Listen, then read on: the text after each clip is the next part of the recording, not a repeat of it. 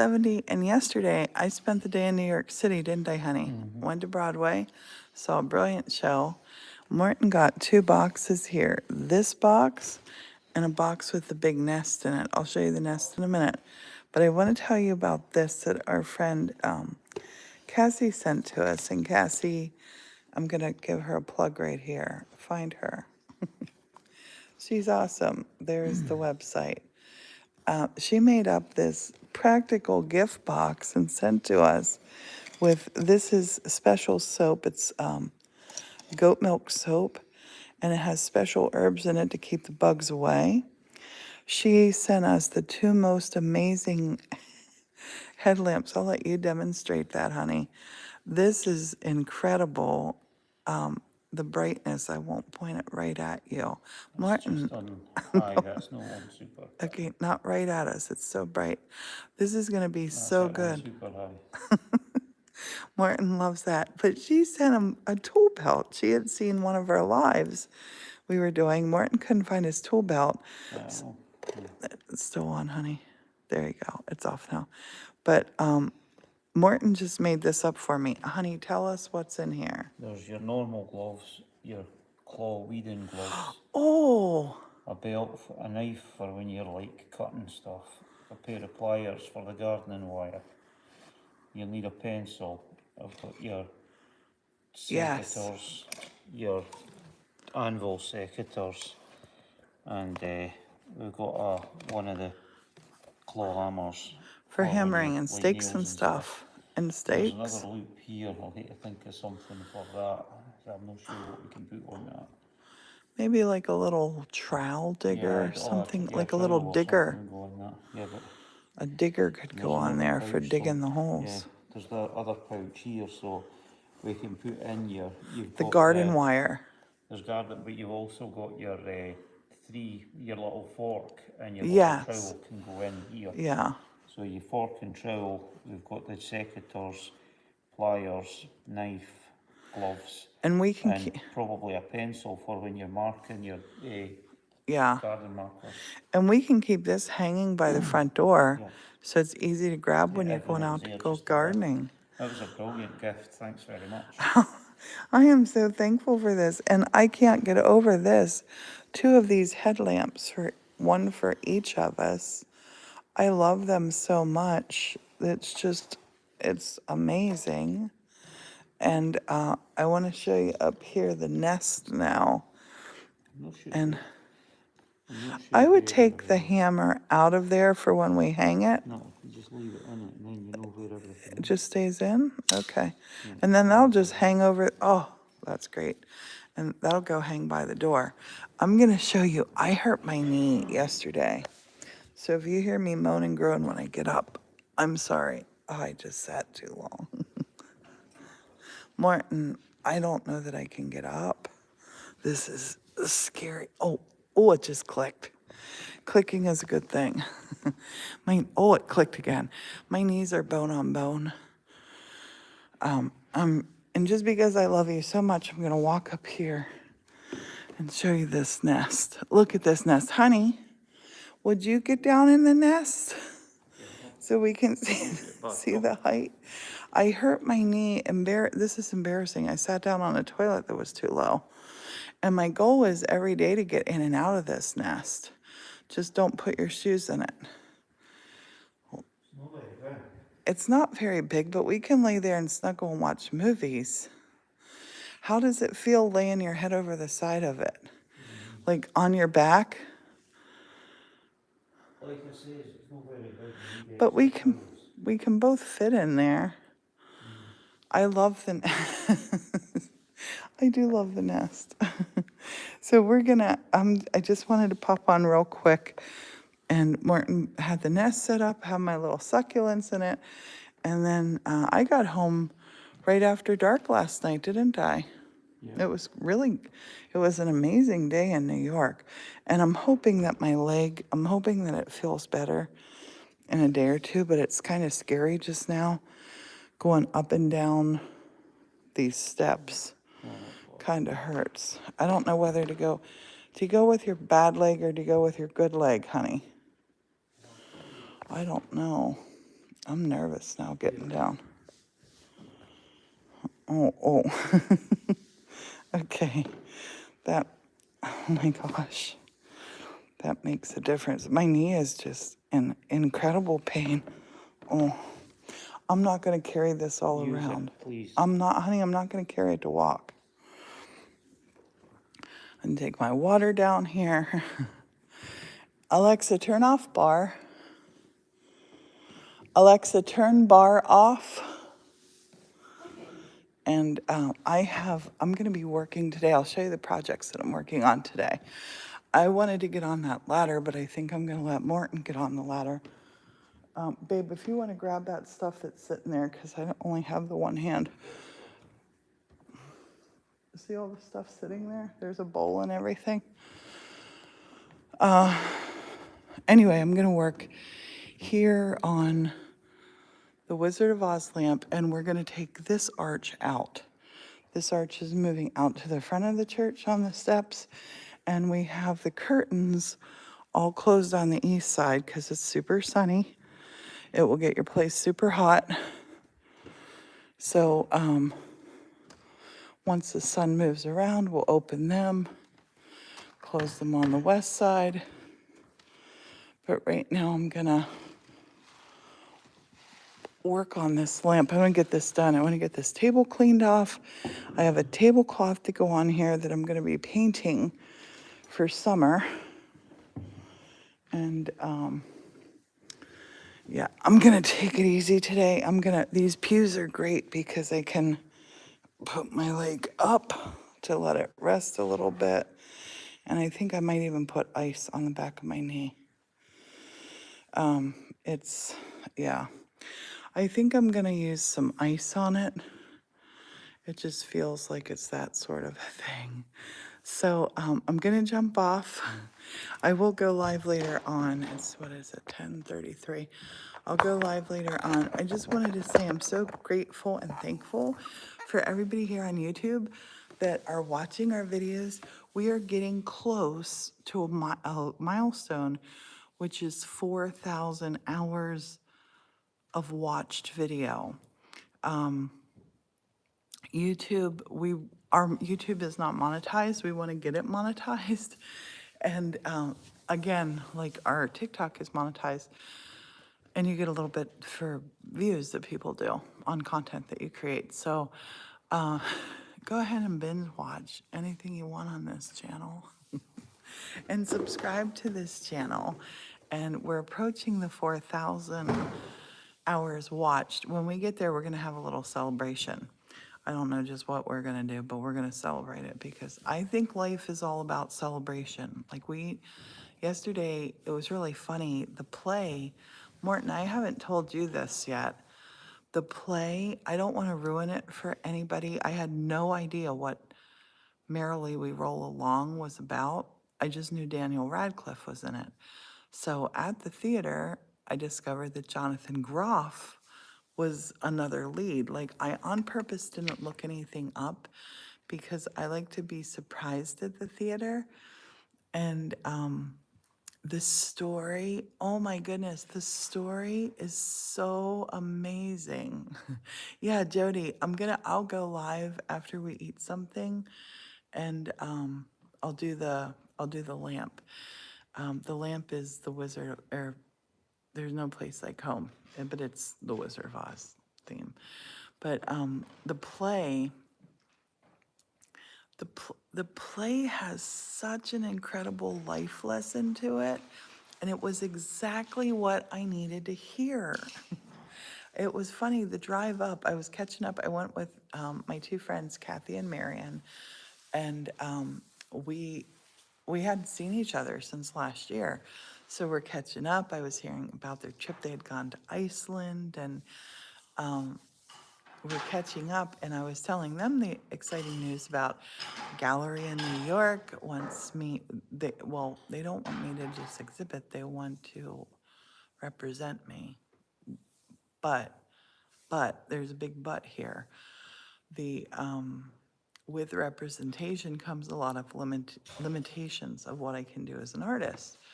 Like, I love making things, and I love selling things to more than one person. And I understand that that life can seem like it's a money chase. I've never been on the money chase, and I think that a lot of people might think that's weird. But hi, Michelle. But I'm on like the happiness chase, the joy chase, the love chase. I love those things. I think they're way more important than money. So I was telling the ladies, like, I'm just going to take my time deciding whether or not it's right for me.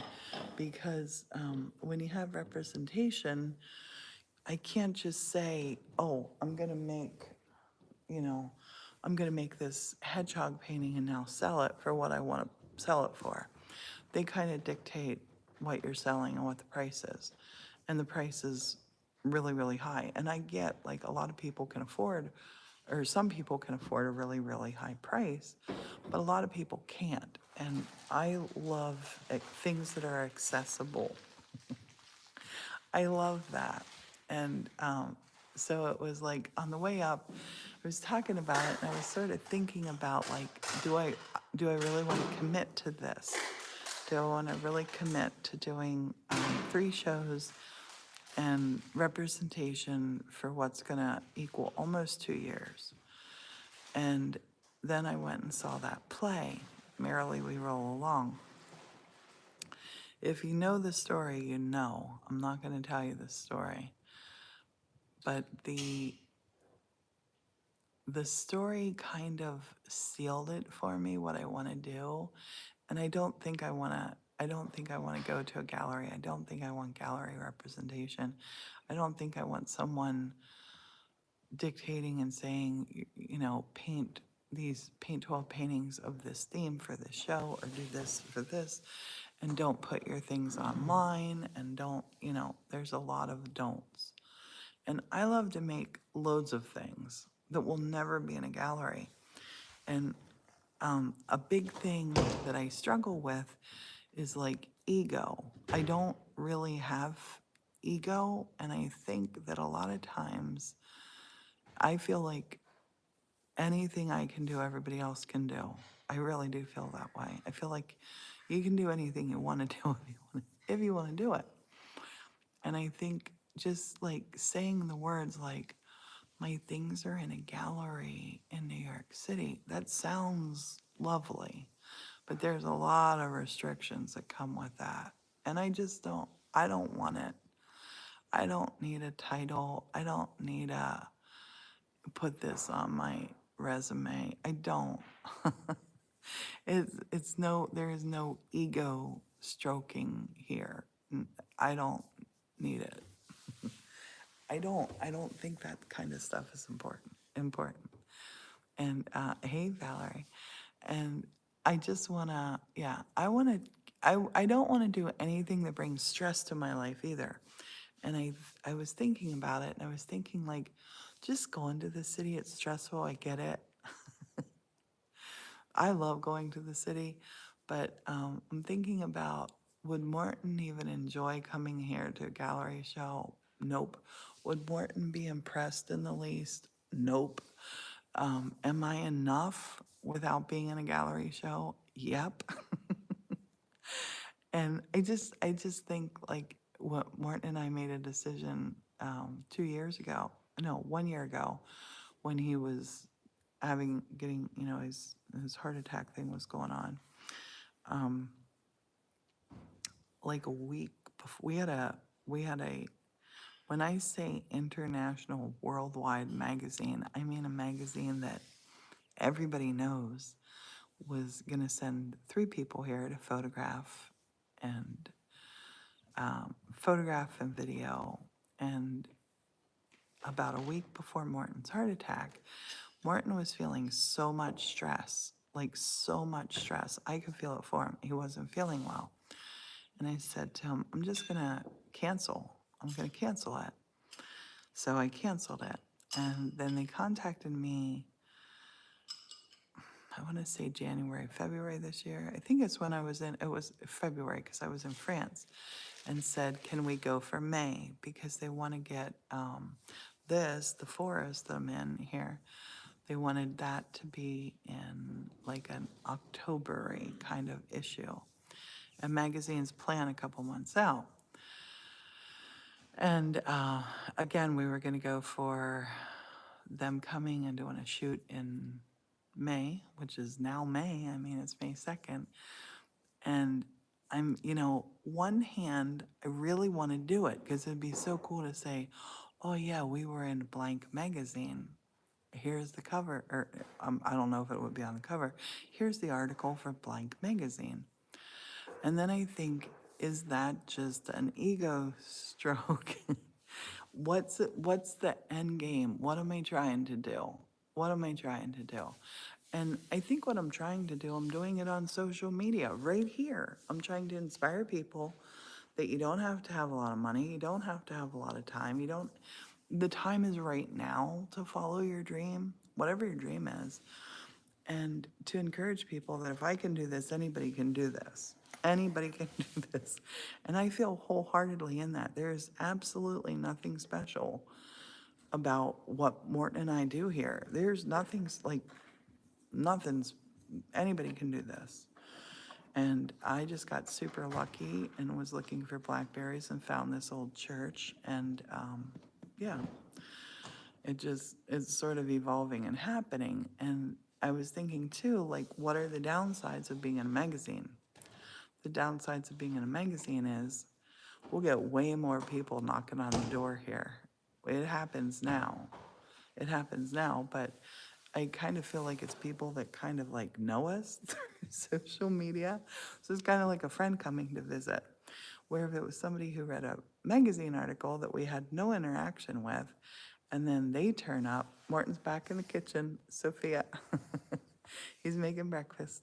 But if it's just somebody that turns up from a magazine article, I feel like you have zero connection, you don't know this person, and yeah, it would pull out a lot more curiosity seekers. Um, and I think like back in my younger days of doing art and craft shows, I was always chasing the blue ribbon. I wanted the ribbons at the show. I wanted the recognition. I wanted that. It was the ego side of me, 100%. And I would tell myself, but with that ribbon comes the prize money of blah, blah. Or with that ribbon comes a free space in next year's show. I loved it actually when that was the case. And so I was always chasing that. But I think a big part of it was ego. There's something I liked about the sound of an award-winning artist. I like the sounds of that. Or an award-winning jewelry artist or an award-winning whatever. And they would usually always put a blurb in a whatever about, pictures from the anyway. I chased it. I got it, and I got that little itch satisfied. And there's nothing wrong with that. If you are like chasing your passion and you're doing it with the end game of I wanna have my paintings in a gallery and I want them to sell for $250,000. If you want to do that, I wish like every success to you and every dream coming true for you. I don't want to do that. I don't. If I was like doing the math in my head of what would happen from a show, what would happen from a show if I did 2 shows a year would probably be an income of over $100,000. I'm thinking about what all I could do here with 100,000, which is a lot. I could do a lot of stuff here with that. But then I'm thinking that's like selling to 24 people through a gallery where the gallery is making money and every your gallery rep makes money, the gallery makes money, you make money, you make a percentage of it. And it sounds great and wonderful till I think about, like, I have a customer book. I have a customer book that is like that thick with customers that I have customers that have been buying from me for 30 years, over 30 years. 32 years, I think, is my longest customer that I've had. And I think about,